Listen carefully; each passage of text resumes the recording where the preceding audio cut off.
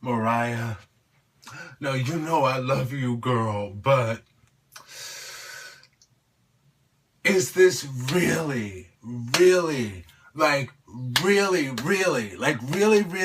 your third greatest hits collection with the same songs on them again? I was on the phone talking to one of my friends tonight, and he was telling me, and I was discussing Mariah Carey's new album song, Infinity, and how I like Mariah Carey, and I'm not hating because I'm a Whitney Houston stan, and I only stand for Whitney Houston, but as a Whitney Houston stan, you have to also love Mariah Carey, okay, to the extent that you have to admit that she's got talent. But what I was saying to him is I was like, I'm just her belting style. It's a little bit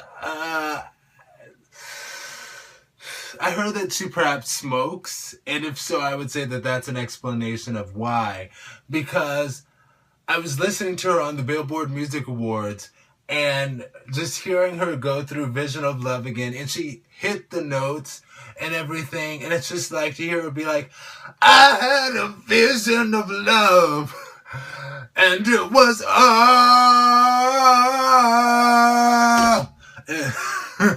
and she takes a breath.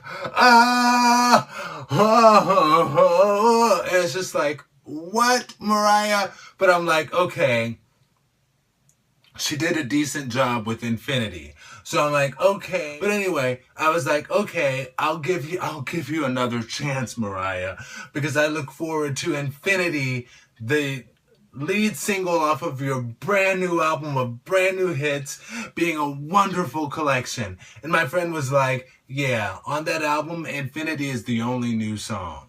And I'm like, you're wrong. You can't be right. Mariah Carey would not give me a third greatest hits collection. She wouldn't. And I remember when she came out with the album number ones, because I'm old enough to remember that. I think I was in, what was that? The year like 2000? So I would have been in like high school or whatever. Actually, I think it was like 98. So I would have been just entering high school. But whatever. I remember her doing the interviews and she was like, I'm too young to have a greatest hits album, darling. So I have number ones, which is an album with all of my number ones. And then she came out with her greatest hits album. And now she has number ones to infinity, which you would think would be like how Janet Jackson had Design of a Decade. And then I think after that, she had another album of hits that were all of her hits after the Design of a Decade album, because she still had a good amount of subsequent number one hits to present. But with this album, number ones to infinity, it's really just the same old songs. I mean, the track list starts off with our classic, I had a vision of love, and it was, like that's how she does it. And it's just like, and I love you, Mariah. I do. I have your number one's DVD. I love you, Mariah. I'm not hating, but I'm just saying, IJS, the third greatest hits album?